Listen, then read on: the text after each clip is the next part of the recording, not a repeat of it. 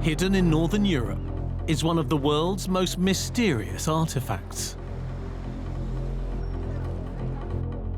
Stockholm, Sweden. The National Library houses many chronicles from this country's history. But within its treasury room sits its most prized tome.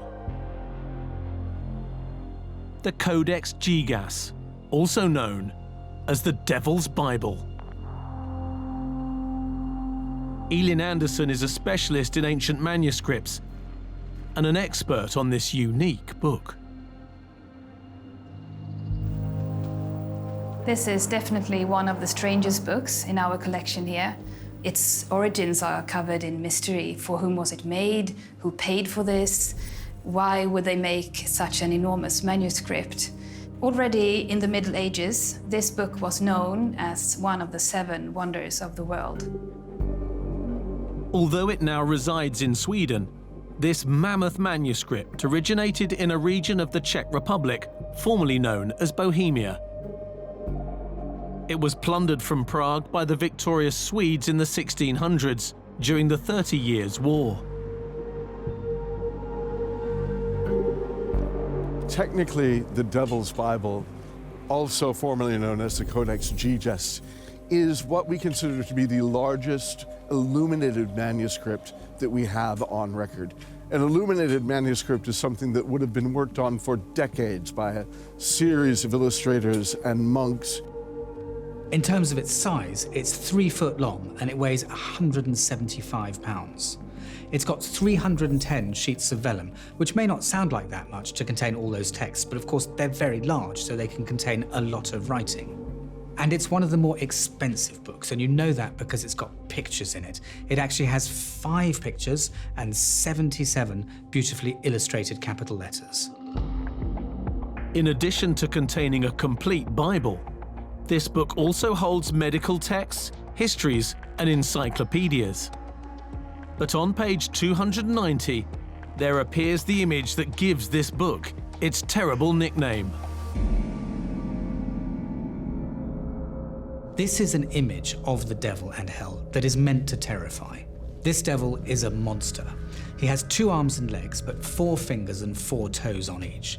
He has red horns, and he has 2 red tongues coming out of either side of his mouth, indicating his duplicity and that he is the father of lies.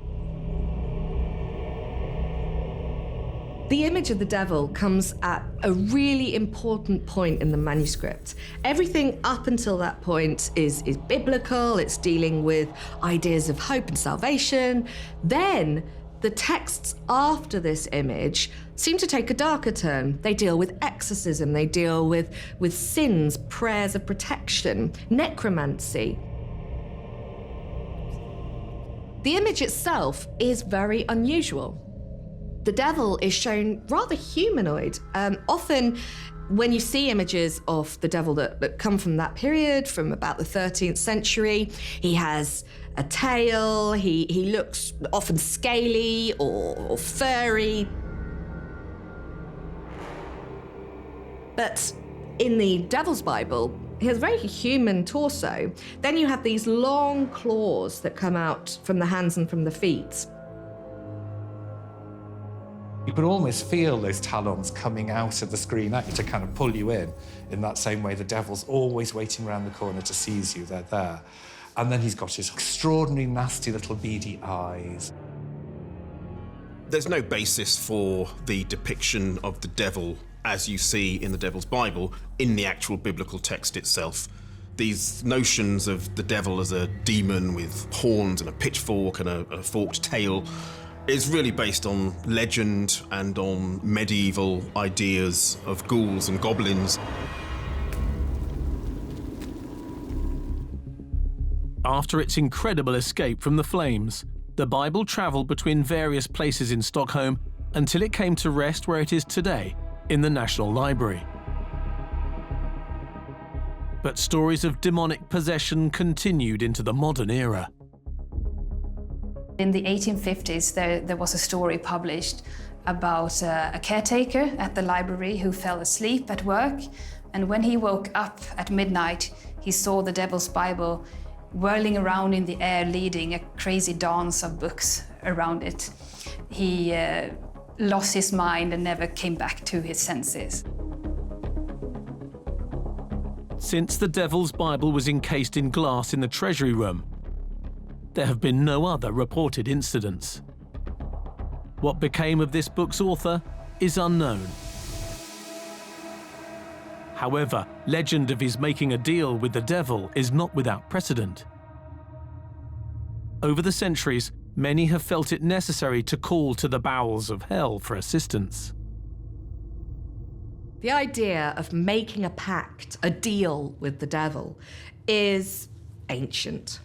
The concept that there is good and evil, demons and angels, and that aligning yourself with one or other will empower you during your life is a tantalizing prospect for anyone.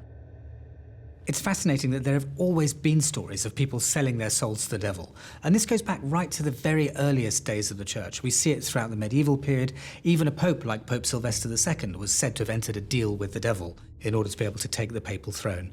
Through the medieval period, the witch trials, of course, they were all claimed to be in league with the devil, right the way through to modern times. All the legends of pacts with the devil raise a pertinent question. Are these merely stories, or could they be real? I think what these stories do is they act almost like social parables. They're ways of suggesting that the pursuit of something good in life can sometimes become so all-consuming that it ends up becoming destructive. We may never know the truth of what happened between Herman the Recluse and the devil in the 13th century. But in the 21st century, the product of this diabolical pact would return to its homeland. I think we're still so interested in this book because somewhere deep down in the human condition, there is always going to be this sense that there are just some things which are too terrible to contemplate having emerged from a human soul and from a human mind. It's a way of personifying our worst fears.